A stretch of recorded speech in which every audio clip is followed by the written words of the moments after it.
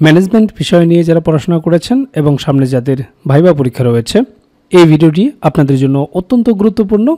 কারণ এই ভিডিওতে আমরা আলোচনা করব ব্যবস্থাপনা বিষয়ে কি কি প্রশ্ন ভাইবা বোর্ডে আপনাকে জিজ্ঞেস করতে পারেন।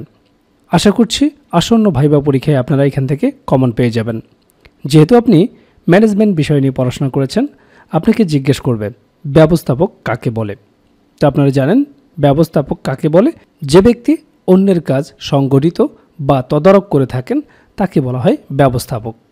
এরপরে আপনাকে জিজ্ঞেস করবে, ঠিক আছে বলুন তো একজন ব্যবস্থাপকের গুণ কী কী, কিংবা বলতে পারে একজন ব্যবস্থাপকের কি কি গুণ থাকা উচিত।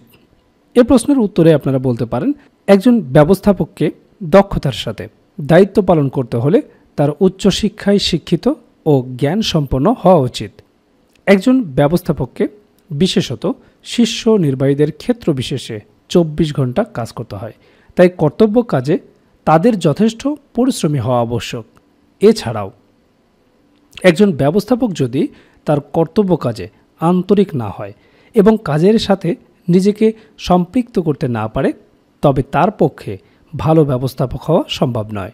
এছাড়াও সহজে প্রতিষ্ঠানের ভিতরে ও বাইরে সংশ্লিষ্ট বিভিন্ন পক্ষকে অনুপ্রাণিত ও প্ররোচিত করার ক্ষমতা ব্যবস্থাপকের একটি অন্যতম গুণ হিসেবে বিবেচিত।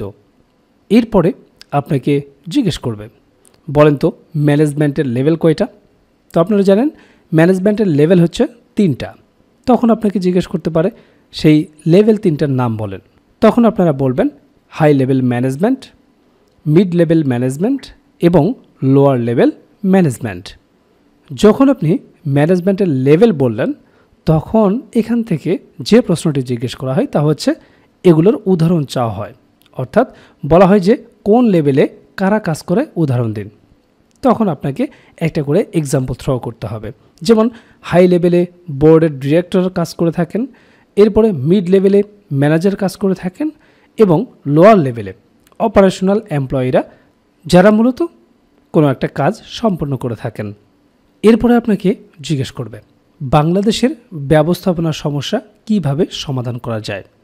এক্ষেত্রে আপনি কিছু পয়েন্ট উপস্থাপন করবেন। যেমন বলতে পারেন রাজনৈতিক স্থিতিশীলতা, এটা খুবই জরুরি বাংলাদেশের ম্যানেজমেন্ট প্রবলেমকে সমাধান করার জন্য।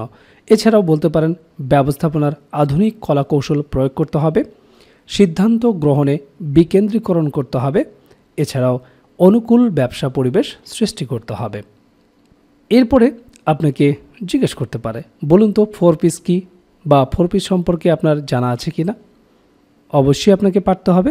4Psটা হচ্ছে প্রোডাক্টিভিটি, পিপল, প্রফিট এবং পাবলিক রেসপন্সিবিলিটি। এরকম গুরুত্বপূর্ণ রিয়াল ভাইবার আলোকে আমরা তৈরি করেছি ব্যবস্থাপনা ভাইবা নোটটি। যারা সামনে ভাইবা পরীক্ষা দেবেন দ্রুতই আমাদের সাথে যোগাযোগ করে আপনার ভাইবা প্যাকেজটি সংগ্রহ করতে পারবেন।